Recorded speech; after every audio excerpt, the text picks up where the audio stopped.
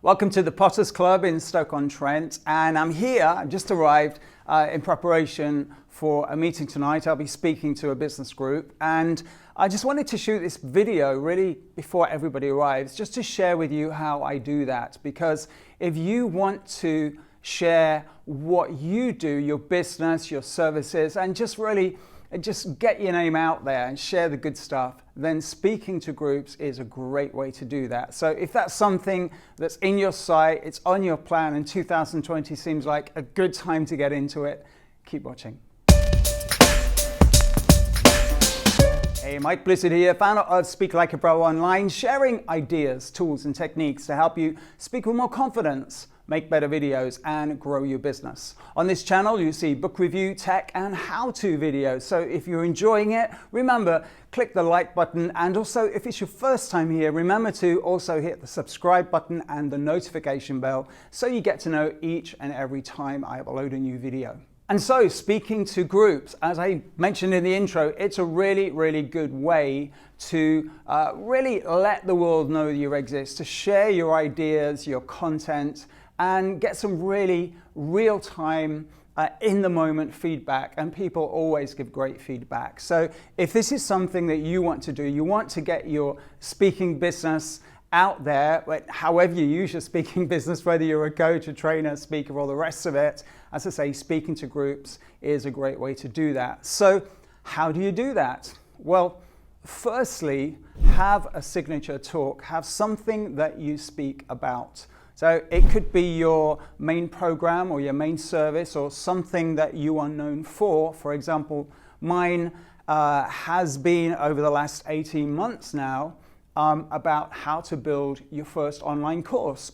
Simply because over the last 18 months, I've been building and launching my first online course, Speak Like a Pro Online. So it's amazing how many people not only are interested in buying the course, but also from a business perspective, how I did it, how I built it, how I researched it, how I get paid for it, and how I relaunch it, and all the rest of it. So that as a signature talk has been something that I've been asked to speak on many, many times over the past 18 months. And that's why I'm here tonight at this beautiful venue. I'll show you around in a few moments.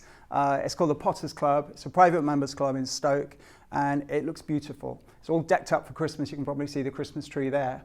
So that's number one, is to have a signature talk. Just decide what it is you're going to talk about, certainly for the next 6 months, the next year, and then really focus on promoting that and just spending time creating that talk. Now, you might be wondering how you actually create a talk. And I would say that for the most part, business groups, they usually ask for between 20 and 45 minutes tops for a talk. So they're not going to ask you to speak for 3 hours and include exercises and all that. That's a workshop, but as a talk, between 20 and 45 minutes. Tonight, I'm going to be speaking for 45 minutes. I've done a version of this talk for 10 minutes. Last year, I've done a 2-hour version with some exercises. I've done many versions of it that's been 20 minutes, half an hour, and 45 minutes as well. So for me, the 45 minutes is the happy spot. It's where I've got time to explain without missing things out or rushing too much.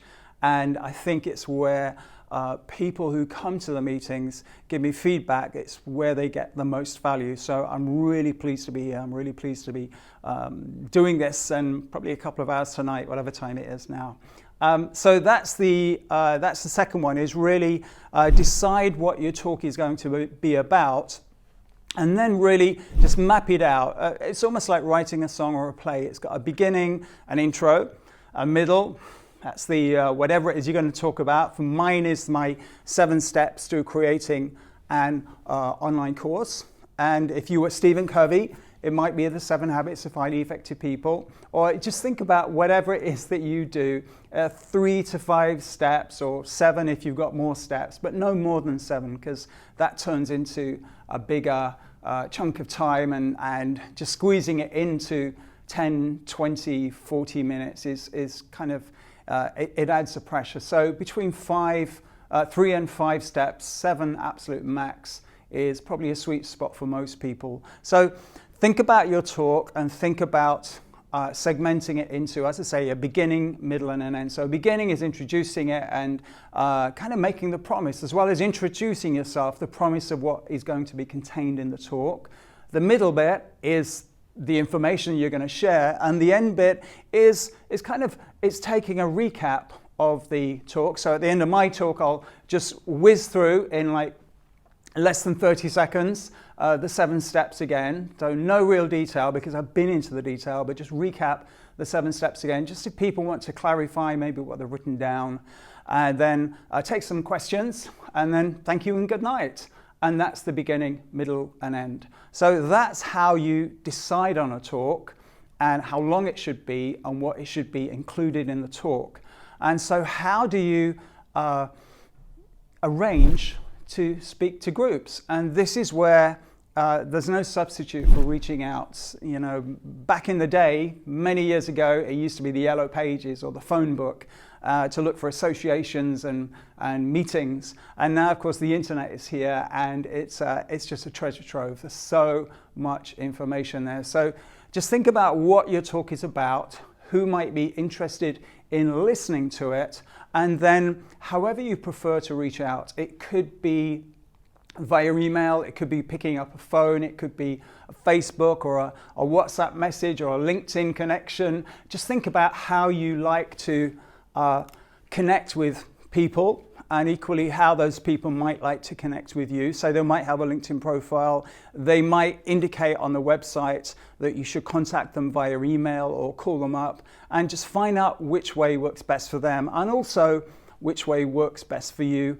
And then reach out, and there is no substitute for reaching out and suggesting or offering, saying, hey, I'm a speaker, I've got this talk, and would you like to hear it? And that's it.